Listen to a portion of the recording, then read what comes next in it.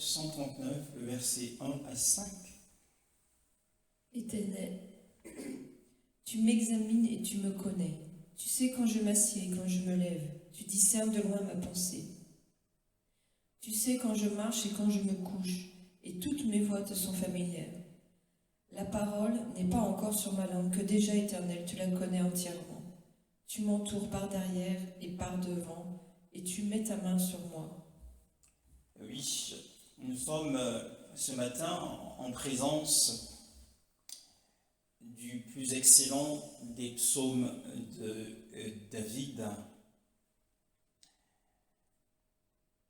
David énonce ici, en partie, parce que nous n'avons pas lu tous les versets de ce psaume, en partie, il énonce, eh bien, l'omniprésence de Yahweh. Il énonce cette doctrine, cet enseignement sur l'omniprésence de Yahweh. Yahweh est partout. Alors, il sait toutes choses. En énonçant cette doctrine, eh bien, nous comprenons que l'Élohim avec qui nous avons affaire a une parfaite connaissance de nous et que tous les mouvements et toutes les actions de l'homme intérieur et tous les mouvements et toutes les actions de l'homme extérieur sont devant lui nus et ouverts. Oui, ce matin, le Seigneur nous a donné ce fardeau dont le titre est « Le regard du Seigneur sur l'homme intérieur ».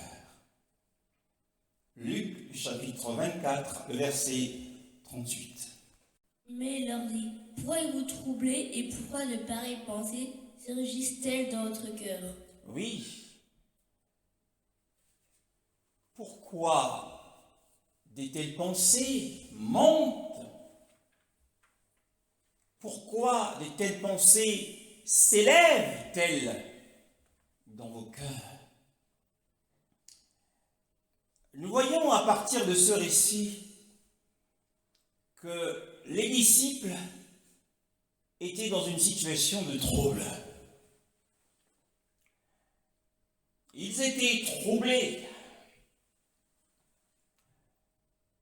alors qu'ils étaient dans une pièce complètement hermétique, fermée. Ils ont vu apparaître de manière soudaine Yahushua. Lorsque nous sommes troublés,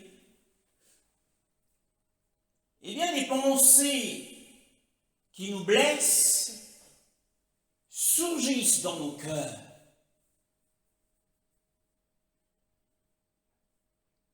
Parfois, le trouble sera l'effet des pensées qui s'élèvent dans nos cœurs. Bien souvent, les chagrins auxquels nous sommes sujets, les craintes qui naissent, les craintes des choses, dirions-nous, qui sont en réalité des créatures de notre propre imagination. Nous nous imaginons des choses et ces choses font naître des craintes dans notre cœur et produisent des grands chagrins. Alors le trouble devient l'effet des pensées de crainte qui sont au-dedans de nous. Et à cause de ce à quoi nous nous sommes imaginés. le trouble devient l'effet. La crainte est à l'intérieur.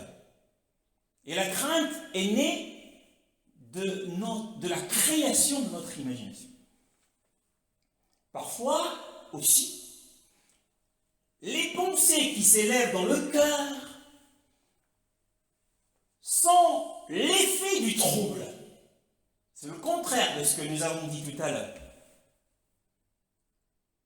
Certainement, le trouble sera l'effet des craintes intérieures produites de notre imagination, mais le trouble peut être également la cause des pensées qui s'élèvent dans notre cœur. Et c'est ce qui s'est passé avec les disciples.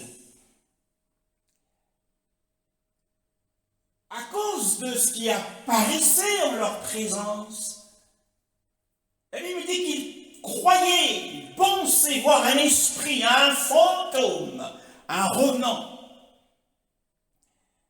Alors des pensées de crainte et de trouble sont montées. Donc il y a eu ce mouvement de l'homme intérieur en eux. Comme nous l'avons dit tout à l'heure, et bien que le Seigneur a une parfaite connaissance des mouvements de l'homme intérieur, des mouvements de l'homme extérieur.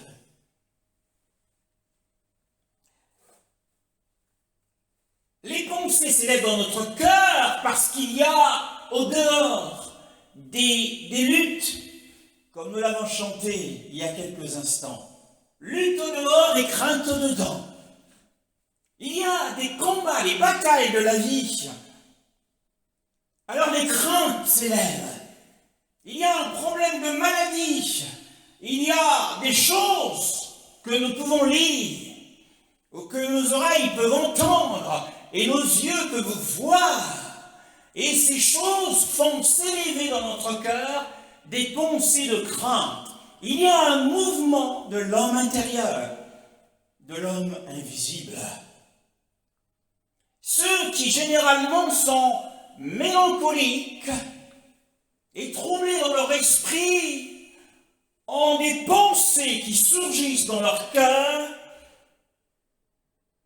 et ce trouble et cette mélancolie déshonorent Elohim. Et c'est ce qui les trouble d'ailleurs. Alors, le psalmiste, toujours le psalmiste David, dans le psaume 31, le verset 22 à 23, nous dit ces paroles bien connues. L'Éternel, car il a démontré sa grâce envers moi, comme si j'avais été dans une ville fortifiée. Je disais dans mon trouble, je suis chassé loin de ton regard, mais tu as entendu mes supplications quand j'ai crié vers toi. Oui, dans mon trouble, dit le psalmiste David, il se disait en lui-même, il se disait dans son cœur qu'il était retranché, chassé, loin de sa présence, que le Seigneur l'avait abandonné et qu'il avait été oublié du Seigneur. Alors ce genre de pensée déshonore notre foi et déshonore Elohim. C'est le trouble de notre esprit, parce que notre cœur a eu un mouvement. Et ce mouvement est une création de notre propre imagination. Beaucoup des pensées troublantes qui troublent notre esprit proviennent de nos erreurs concernant Yahushua Mashiach. Les disciples croyaient voir un esprit. Ils se sont trompés. Et ils pensaient avoir vu un esprit quand ils ont vu Yahushua. Et cela les a mis dans un tel effroi. Waouh, tout était fermé. Mais comment est-il parvenu jusqu'ici? Nous oublions que le Mashiach, pour qui nous avons des mauvaises pensées, il est notre frère aîné. Et quand une situation qui est le produit de sa providence, sachant et reconnaissant qu'il est le maître des temps et des circonstances, et en tant que frère aîné, bien-aimés dans le Seigneur, nous ne pouvons pas, comme l'ont fait les disciples, croyant que c'était un esprit, parce qu'il y a une distance, il y a un éloignement entre le monde de la nature dans lequel nous sommes, le royaume de la nature dans lequel nous sommes,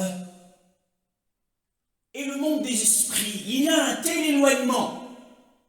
Alors nous ne devons pas considérer Yahushua comme étant un esprit. Non, il est notre frère aîné. Nous sommes de sa parenté. Il nous est proche. Alors, ne soyons pas effrayés lorsqu'une situation difficile nous arrive et ne disons pas en nous-mêmes, nous sommes abandonnés du Seigneur, il nous a oubliés, ou il m'a oublié, tout simplement. Non, il est toujours le secours présent en temps de détresse. Lorsque Yahushua, par exemple, nous fait passer dans la vallée de l'humiliation par son esprit, lorsqu'il nous éprouve, nous voilà éprouvés par sa providence.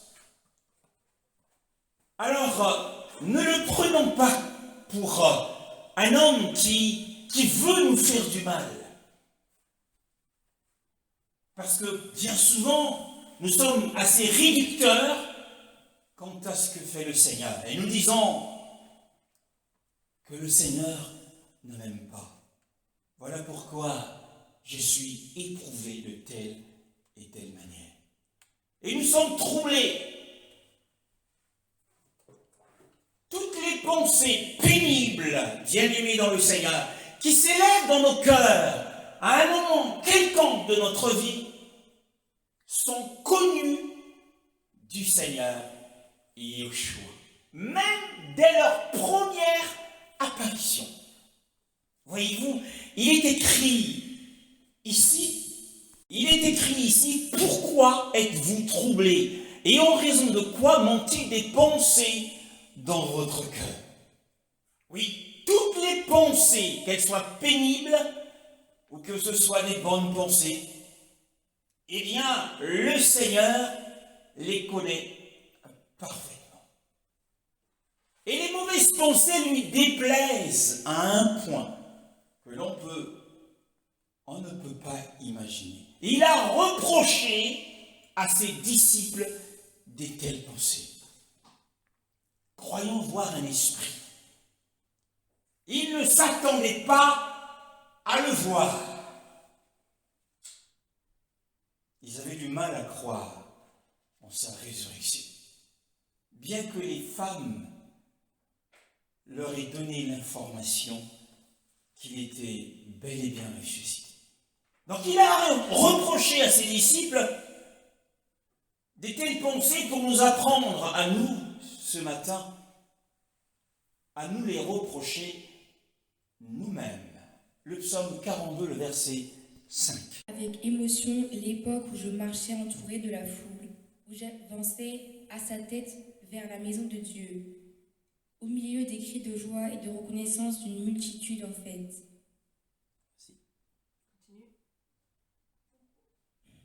Pourquoi être abattu, mon âme, et gémir en moi? Espère en Dieu, car je le louerai encore. Il est mon salut et mon Dieu. Oui, David se reproche à lui-même. Le Seigneur a reproché ses pensées dans le cœur des disciples. Pourquoi les telles pensées s'élèvent-elles dans votre cœur? Et David se les reproche à lui-même. Oh mon âme, pourquoi t'as battu? Pourquoi murmures-tu au-dedans de moi? Pourquoi es-tu dans l'abattement? Espère en Élohim, car je le célébrerai encore.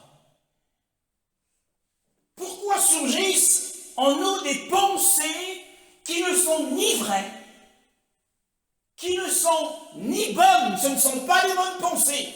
Ces pensées n'ont ni fondement et ne portent aucun bon fruit. des pensées de l'erreur, fondées sur l'erreur. Nous nous imaginons, nous sommes dans la suspicion des choses. Ces pensées n'ont point de fondement. Et celles qui surgissent dans notre cœur ont généralement pour but d'entraver notre joie en Élohim. David disait qu'il se souvenait des choses en répandant son âme au devant du Seigneur quand il passait avec la multitude en joie devant la maison de Yahweh, avec des cris de joie, disait-il, et la louange d'une foule faisant un pèlerinage vers Jérusalem. Alors les mauvaises pensées, il dit, mon âme, pourquoi es-tu dans des mauvaises pensées? Parce que ces mauvaises pensées, lorsqu'elles surgissent, elles vont entraver notre joie dans le Seigneur. Et ces mauvaises pensées qui nous envahissent nous rendent impropres, inaptes à notre devoir du culte, de la prière. Nous sommes dans l'incapacité de prier avec assurance. Et ces mauvaises pensées nourries, qui s'élèvent, qui sont en mouvement dans l'homme invisible, donnent l'avantage à Satan et par conséquent nous privent des consolations qui nous sont réservées. Il y a des consolations qui nous sont réservées lorsque nous sommes dans notre pèlerinage. Il y a des bénédictions. Ces consolations sont des bénédictions temporelles, nécessaires à notre avancement dans la foi. Ça pourrait être la guérison divine, ça pourrait être la promotion dans le ministère, ou le succès dans les affaires, ou la réussite dans les études, ou l'ouverture des portes d'une opportunité d'affaires, ou d'emploi, l'élévation ou le mariage. Ce sont des consolations réservées. Il y a des consolations qui sont réservées pour le peuple du Seigneur. Mais lorsque les mauvaises pensées nous envahissent, notre joie est entravée. Et nous voilà inaptes et indisponibles et privés de la consolation. Retour au psaume 139, le verset 1. Éternel, tu m'examines et tu me connais. Yahweh, tu m'examines et tu me connais. David expose à nouveau la doctrine de l'omniscience, de l'Élohim qui sait tout, de l'Élohim qui est partout, en parlant de l'omniprésence d'Élohim. Et comment expose-t-il, énonce-t-il cette doctrine à la fois de l'omniprésence, l'Élohim qui est partout, et de l'omniscience, l'Élohim qui sait tout. Et comment l'expose-t-il? Il dit, Yahweh, tu me sondes et tu me connais. Il s'adresse à Yahweh. Que lui adresse-t-il? Que fait-il, David? Eh bien, David commence, au lieu d'exposer la doctrine aux hommes, il l'expose à Elohim, il la lui dit, il la lui reconnaît et il lui en donne gloire. Car il dit, tu me sondes et tu me connais. Tu me connais aussi parfaitement que nous nous connaissons nous-mêmes lorsque nous sondons les choses avec diligence, avec zèle, lorsque nous sondons les Écritures avec zèle et exactitude. David était un roi. Et en parlant du prédicateur royal, Salomon son fils, Il dit dans le livre des Proverbes, au verset 25, le verset 3, un passage que nous connaissons tous. Le ciel dans sa hauteur, la terre dans sa profondeur et le cœur des rois sont impénétrables. Oui, les cœurs des rois sont insondables, impénétrables. Pourtant, les cœurs de rois sont impénétrables. Mais lorsque David présente sa doctrine d'omniscience d'Élohim à Élohim lui-même, il dit: tu me connais parfaitement, tu me sondes et tu me connais. Mais le fils de David, il dit: autant que les cieux sont élevés, autant que la terre est profonde, le cœur des rois est insondable. Mais David, pour lui, son cœur pouvait être sondé par Yahweh lui-même. Quand la Bible dit que les cœurs des rois sont insondables, leur cœur est insondable, que veut dire ici le sage? Il veut simplement dire comme la hauteur du ciel ou la profondeur de la terre. Eh bien, nous pouvons deviner, nous pouvons imaginer ce qu'est le cœur d'un roi ou d'un président de la République, mais nous ne pouvons pas en prendre ou en saisir la mesure. Pourquoi? Eh bien parce que les rois ou les princes, les chefs d'État, ils ont ce qui est bien connu dans le langage d'État, ça s'appelle les secrets d'État. Généralement, c'est les secrets de défense. Ils ont des desseins, des buts qui sont gardés secrets. Et ils ont des raisons d'État que les particuliers, le peuple ou les sujets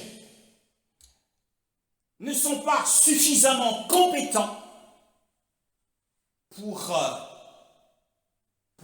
en fouiller la mesure et pour les connaître. Salomon, par exemple, quand la Bible parle ici des cœurs des rois qui sont insondables, elle fait allusion au secret d'État, au secret défense. Salomon, par exemple, dans l'affaire des deux parties, notamment des deux femmes en querelle, l'affaire qui fut portée en sa présence, nous connaissons tous cette célèbre histoire. Lorsque Salomon fit appel, il demande qu'on lui apporte une épée. Parce que le sujet était un enfant vivant, quand l'une disait « c'est mon fils » et l'autre disait « c'est mon fils également ». Et pour les départager, Salomon fit appel à une épée. Car le dessein de Salomon, qui était caché à tous, et personne ne saisissait où est-ce qu'il voulait en venir, et son dessein était de découvrir par cette menace qui était la véritable mère. Et la Bible dit que le peuple, les juges, ont salué la sagesse du cœur de Salomon. Donc, ces juges et le peuple ne pouvaient sonder. On ne pouvait pas imaginer qu'il y avait une telle sagesse en lui. Nous aurons l'occasion, assurément, de faire une étude complète sur cette célèbre histoire. Le psaume 33, le verset 14 à 15. Dieu où il habite, il observe tous les habitants de la terre. Lui qui a façonné leur cœur à tous, il est attentif à toutes leurs actions.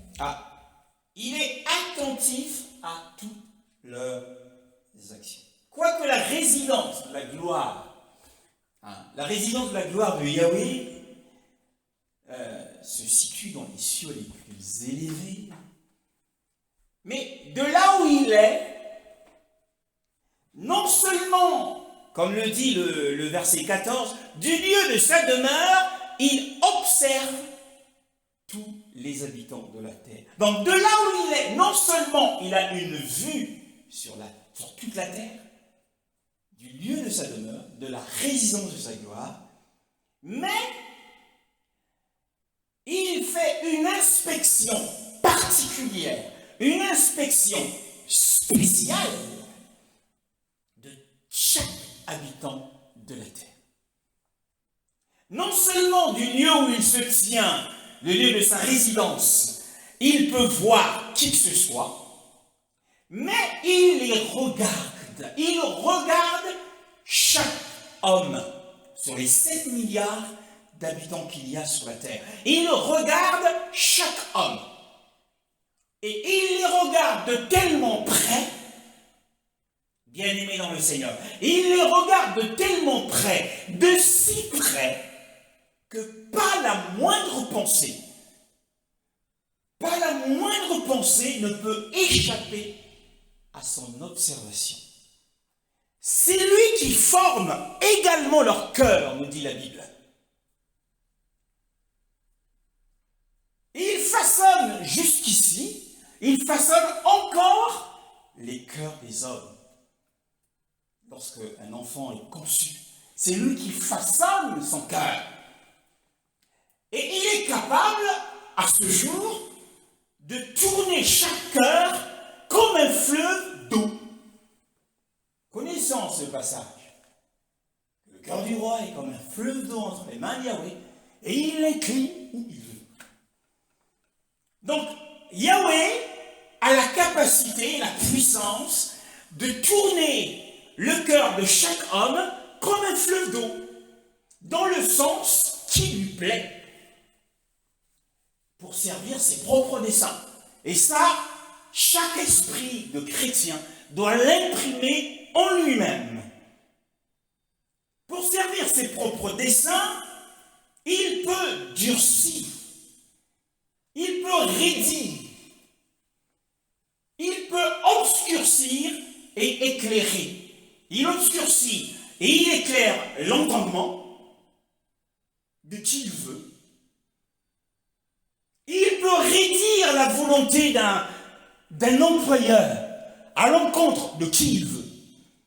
Et il peut faire courber les chines, il peut faire courber la volonté d'un employeur pour le bien d'un fils ou de sa fille. Selon que cela lui plaît d'en faire usage. Donc il fait usage du cœur de l'homme comme cela lui plaît. Tu te lèves un matin et ton employeur t'appelle et te présente ta promotion. Mais c'est Yahweh qui a courbé la volonté de cet homme. Il a dirigé son cœur comme un fleuve dans le sens qui lui plaît pour l'accomplissement de ses propres desseins. Ce qu'il a fait avec Pharaon, déjà du temps de Joseph. Comment il a courbé les chines de Pharaon et il a fait sortir Joseph de la prison pour le trône. Il a raidi le cœur de Pharaon du temps de Moïse pour retarder ses desseins et faire éclater sa gloire à travers les plaies. Magnifique est le Seigneur. Donc, ce passage du psaume 33, le verset 14 à 15, nous apprend que Yahweh a un pouvoir souverain sur le cœur de chaque homme. Il est le souverain du cœur. Apprenons cela ce matin. Il est non seulement le souverain de la vie, nos vies sont entre ses mains, nous avons étudié cela il n'y a pas très longtemps, mais il est aussi le souverain du cœur de chaque homme, et qui plus est du chrétien. Il est le souverain légitime. Matthieu, chapitre 9, le verset 3 à 4. Alors, quelques spécialités de loi dirent eux-mêmes, c'est un blasphème. Mais Jésus connaissait leurs pensées, et il dit, pourquoi avez-vous de mauvaises pensées en vous-même? pourquoi avez-vous des mauvaises pensées en vous-même? Qui parle ici? Eh bien, c'est le souverain du cœur de chacun. Les scribes étaient en dispute. Une dispute cachée. Des conversations secrètes dans chaque cœur, mais Yahushua était parfaitement informé. Et à quel sujet il y avait une dispute? Il disait au dedans d'eux, cet homme blasphème. Voyez, à quel sujet? Eh bien parce que, ayant vu un homme paralytique, il lui dit, prends courage mon enfant. Il lui dit, prends courage mon enfant, tes péchés sont remis. C'était ça le sujet du blasphème. Vous voyez comment le plus grand exemple de la puissance et de la grâce du ciel, que cet exemple, ce plus grand exemple, oui, donc le plus grand exemple de la puissance de la grâce, est ici marqué par la plus noire marque de l'inimitié de l'enfer. Nous avons là l'expression de la colère du diable. Quand une âme est sauvée, Satan est dans une grande colère. Donc on a ici l'image de l'inimitié du royaume des ténèbres, du royaume de Satan, à travers ces hommes. Le pardon du péché par le Mashiach est malheureusement appelé blasphème. Alors qu'il avait reçu une commission de son Père pour cela. Mais Satan était en colère parce qu'une âme était sauvée. Il l'est encore aujourd'hui lorsque nous arrachons à cet homme fort un de ses biens. Car personne ne peut entrer dans la maison d'un homme fort et piller ses biens sans avoir au préalable lié cet homme fort. Et lorsque nous le lions, il est en colère. Et ici, Satan fut lié, lui qui avait, pour esclave ce sujet, ce paralytique. Et Yahushua lui annonce la bonne nouvelle du ciel, de sa puissance et de sa grâce, en lui pardonnant ses péchés. Tes péchés te sont pardonnés. La Bible dit, heureux celui à qui les péchés ont été pardonnés, dont les iniquités ont été remises. Magnifique est le Seigneur. Mais cela ne plaît pas au diable, et cela ne plaît pas à ses agents. Bien qu'ils le disaient, ils étaient en dispute, mais cette dispute était au-dedans d'eux-mêmes. Mais Yahushua connaissait leurs pensées. Remarquez que notre Seigneur, Yahushua, il a la connaissance parfaite de tout ce que nous disons en nous-mêmes. Les pensées sont secrètes, pourrait-on dire. Les pensées sont libres, personne ne les voit, personne ne les entend. Elles sont secrètes et bien souvent soudaines. Elles surgissent soudainement. Mais devant notre Seigneur Yahushua, eh bien les pensées sont nues, les pensées sont ouvertes devant la parole éternelle. Pourquoi pensez-vous du mal dans vos cœurs? Leur reproche-t-il. Le souverain du cœur s'adresse à ses scribes et à ses pharisiens. Remarquez qu'il y a beaucoup de mal dans les pensées de péché. Les pensées pécheresses sont enveloppées du mal. Et ce qui est très offensant pour le Seigneur Yahushua, lui qui étant le souverain du cœur, les pensées de péché envahissent son droit, envahissent et trouble sa possession. Il a mis le doigt sur sa possession. Parce que nous avons lu tout à l'heure, dans le psaume 33, que c'est lui qui leur forme leur cœur à tous. Il est le souverain du cœur de l'homme.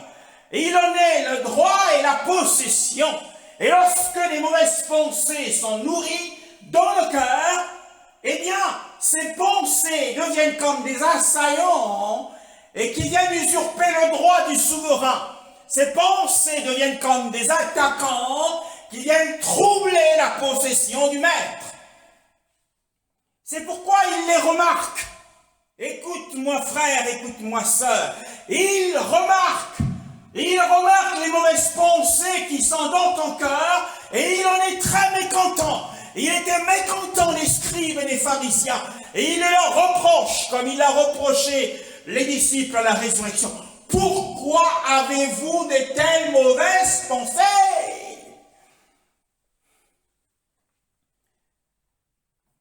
Parce que dans les mauvaises pensées réside la racine de l'amertume. C'est à cause de cette racine de l'amertume que Yahweh il était fatigué avec l'ancien monde. Il dit, mon esprit ne contestera pas toujours. Et les jours de l'homme sera de 120 ans. C'était le délai avant le jugement du déluge.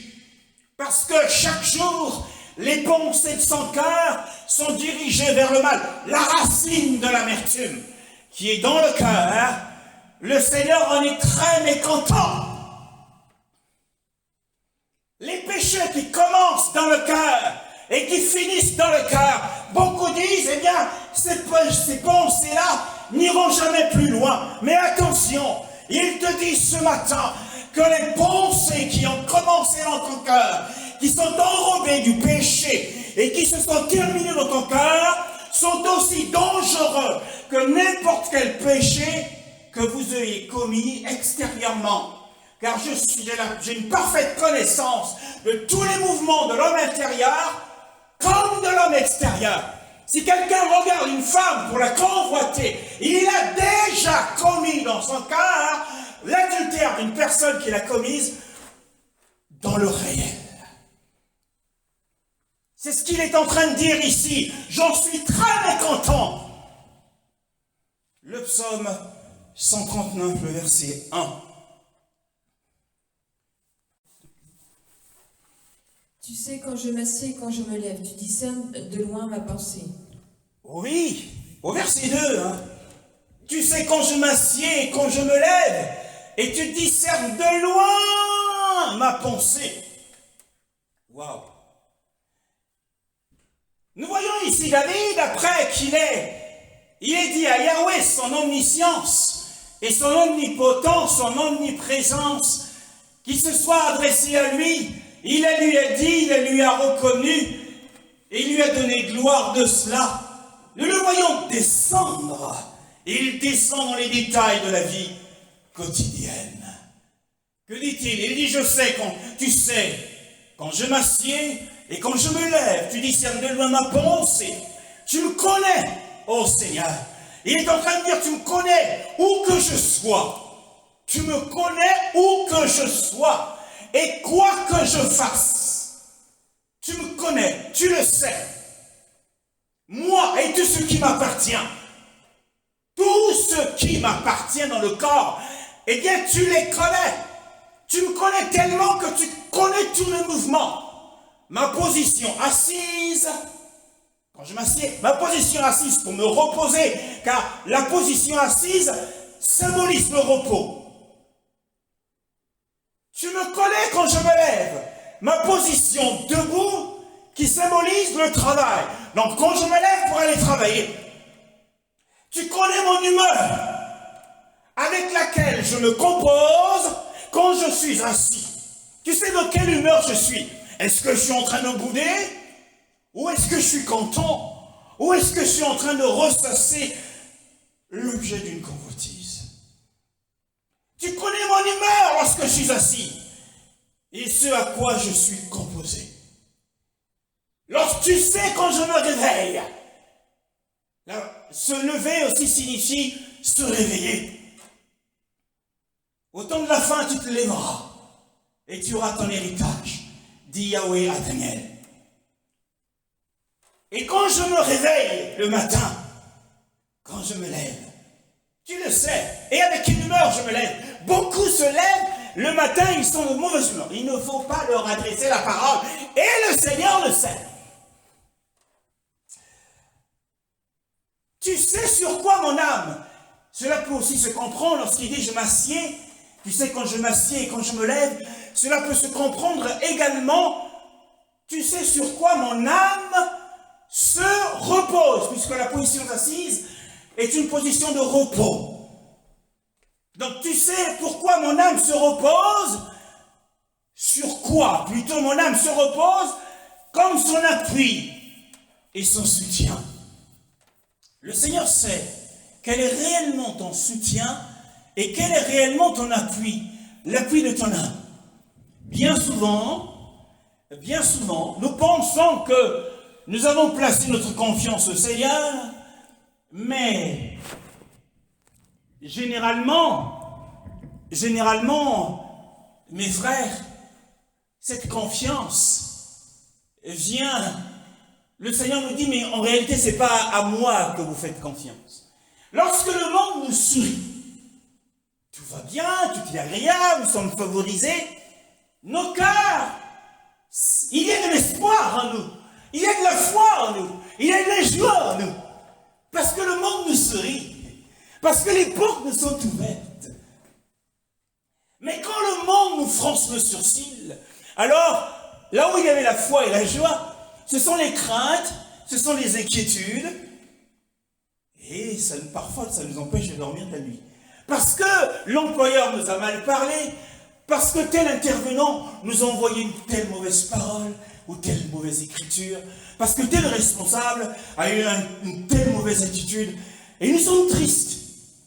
Vous voyez, notre âme à ce moment-là ne se repose pas et ne s'appuie pas sur Yahweh. Pourtant, tu dois toujours être joyeux, même si le monde fronce le sourcil contre toi. C'est la preuve qu'en réalité, l'âme ne se repose pas toujours sur Yahweh et ne trouve pas toujours son appui, son soutien sur Yahweh, mais sur les hommes. Parce que ça va dépendre du sourire des hommes ou de leur froncement de sourcil. Tu me connais quand je rentre chez moi le soir après le travail. Tu me connais comment je marche devant ma maison. Généralement le printemps, à une époque, c'est à renouveler. Mon épouse et moi, au printemps, on fait le tour de la maison, on fait du tour du jardin potager, du jardin floral, pour admirer la floraison des plantes. Et il sait quand je marche devant ma maison et dans quelle attitude je marche, ou quand je marche autour de ma maison et je compare la mienne à celle des voisins.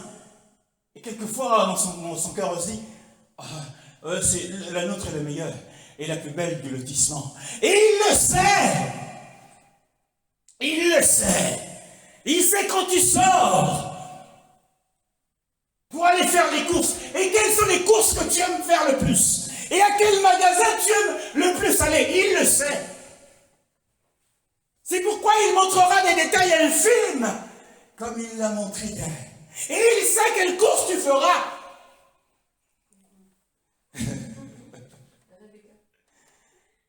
Il connaît. Et David a entraîné, tu connais toutes mes imaginations. Vous savez que rien n'est plus proche de l'homme que sa pensée. Et rien n'est plus rapide dans le monde. On parle souvent de la vitesse du son ou de la vitesse de la lumière. Mais rien n'est plus rapide que la pensée. Par ta pensée, tu peux affecter quelqu'un au loin. Les pensées d'un homme peuvent affecter, les pensées d'une femme peuvent affecter un homme loin. Et il va faire des mauvais rêves. Oui, il va faire des mauvais rêves. À cause des mauvaises pensées de ce monsieur là-bas, là. Il se transforme en mari de nuit. Les pensées sont rapides. Elles sont toujours inconnues des autres, bien entendu. Mais elles passent souvent inaperçues, bien souvent, hein, pour nous-mêmes. Et pourtant, oh, Elohim est-il en train de dire en réalité, tu comprends, tu discernes ma pensée, tu la comprends de loin. Bien que mes pensées soient si étrangères à moi-même, parce que j'ai du mal à m'en apercevoir, si éloignées, qui se souvient des pensées qu'il a eues il y a 10 ans? Vous-même, il n'y a qu'une semaine ou qu'hier. Elles sont éloignées les unes des autres. Les pensées que j'ai eues il y a 15 ans sont éloignées des pensées que j'ai aujourd'hui. Elles sont éloignées les unes des autres. Moi, je n'en comprends pas l'enchaînement, je n'en comprends pas la chaîne. Mais toi, ô Elohim, tu peux distinguer leur connexion. Waouh! Il peut connecter ma pensée, la pensée que j'ai eue hier, à celle que j'ai eue il y a 30 ans. Waouh! Alors que tant d'entre elles m'ont déjà échappé, je ne m'en souviens plus, Seigneur. Je ne peux pas m'en souvenir. Il dit, tu discernes de loin ma pensée, tu comprends de loin ma pensée. Est-il en train de dire que avant même que je me mette à penser, avant même que ces pensées naissent, surgissent, s'élèvent, montent dans mon cœur, tu les connais. Et longtemps après que je les ai pensées et que je les ai même oubliées, tu t'en souviens. Tu discernes de loin, tu comprends de loin, du haut des cieux où tu es, et partout également. Tu vois dans les profondeurs de mon cœur, oh, le regard du Seigneur, Yahushua, dans mon intérieur. Le verset 3, dans ma version, il est dit, tu me cribles sur le chemin, et quand je me couche, tu connais intimement mes voies. Tu connais intimement toutes mes voies, tu me connais, ainsi que tous mes desseins, tous les buts, et toutes mes entreprises, mes projets. Tu parcours chaque sentier particulier. Il y a des sentiers dans le cœur. La Bible les appelle les sources. Garde ton cœur plus que toute autre chose, car en lui, nous y proviennent les sources. Ces sources, ce sont les avenues. Ces sources, ce sont les sentiers. Ces sources, ce sont les voies. C'est comme si le Seigneur, il avait un tamis entre les mains. Un vent avané. Donc il fait un criblage. Il tamise mon sentier de manière à bien distinguer le mal du bien de tout ce que je fais. Dans ce que je fais, il y a du mal, et dans ce que je fais, il peut y avoir du bien. Comme en tamisant, lorsque un agriculteur tamise pour séparer le grain de l'ivraie. Toutes les actions des hommes, comme nous l'avons lu dans le psaume 33, toutes les actions des hommes sont ventilées par le jugement d'Élohim. Il les soupèse. Dans d'autres cas de figure, il parle de sa balance, comme dans le cas de Belshachar du temps de Daniel. Il fut pesé, il fut compté et jugé léger. Donc toutes nos actions sont ventilées par le jugement d'Élohim. Elohim prend note de chaque pas que nous faisons dans la vie. Chaque bon pas est noté. Et chaque pas de côté est aussi noté. Attention aux pas que nous faisons de côté. Il connaît toutes nos voies, comme nous venons de les énumérer. Il les connaît intimement, comme dit ici David dans son excellent psaume. Il sait selon quelles règles nous marchons, est-ce que nous marchons selon la règle de l'évangile ou pas? Vers quel but nous marchons? Est-ce que nous marchons aujourd'hui pour saisir le prix de le prix de l'évangile de l'appel céleste en Yeshua, le prix du royaume de Milan. Vers quel but? Nous marchons et courons comme Paul, oubliant ce qui est en arrière et me portant vers ce qui est en avant.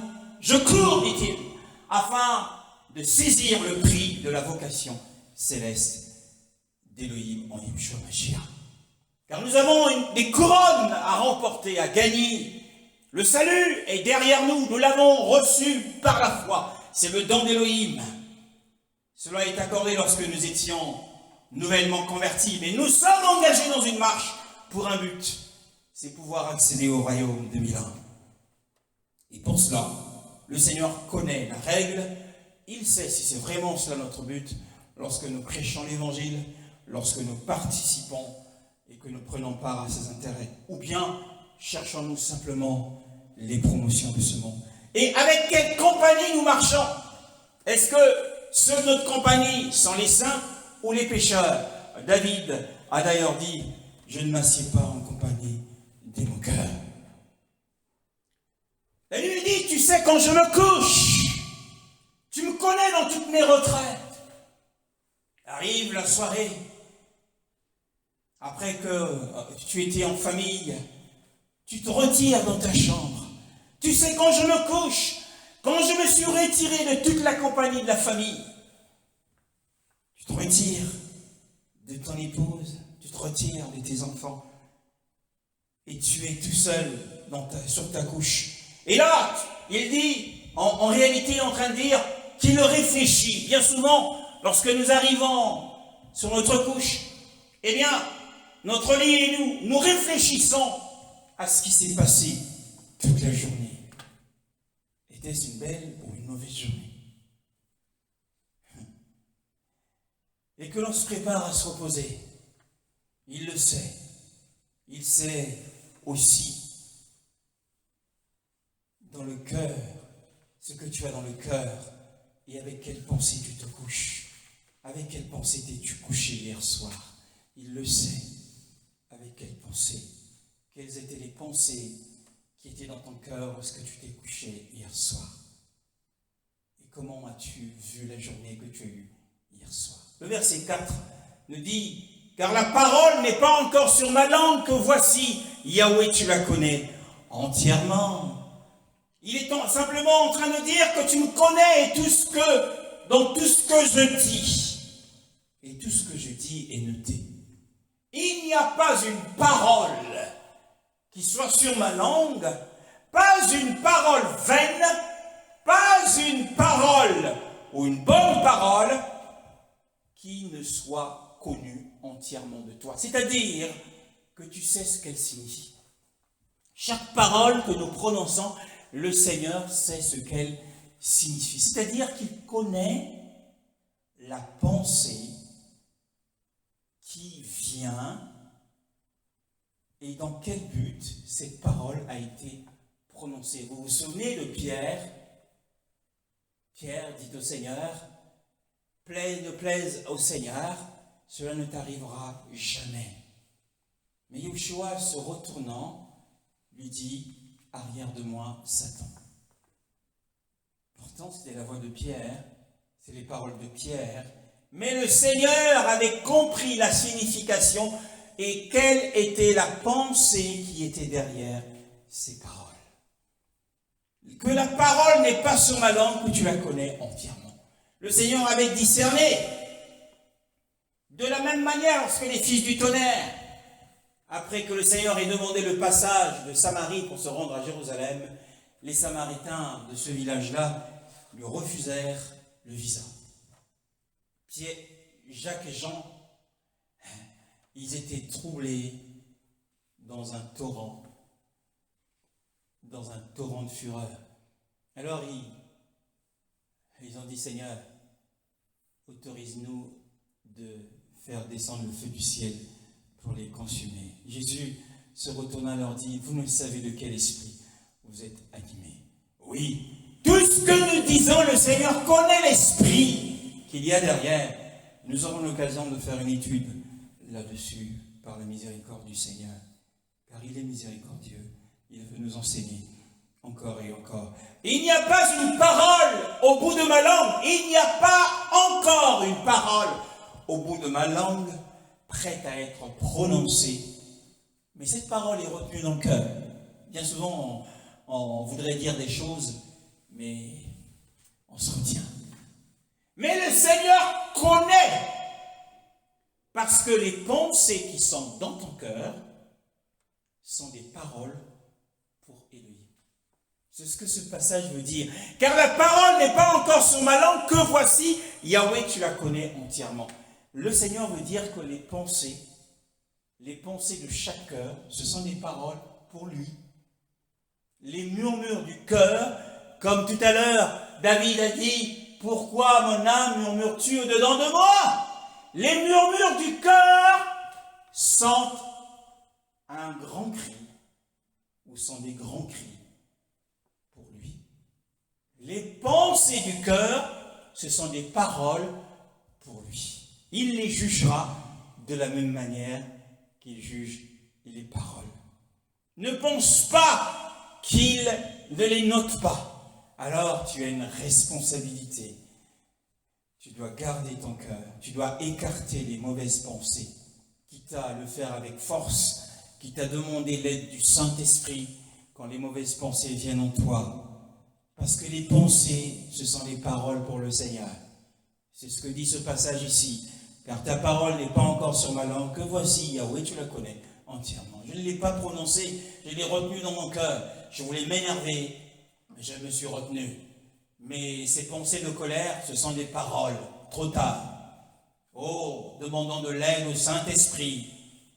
Oh Seigneur, c'est une bonne raison pour laquelle nous devons garder un contrôle strict de nos pensées par la grâce du Seigneur. Car le Mashiach en prend une connaissance stricte. Le verset 5, derrière et devant, tu m'assièges, tu poses sur moi ta main. Waouh, dit David.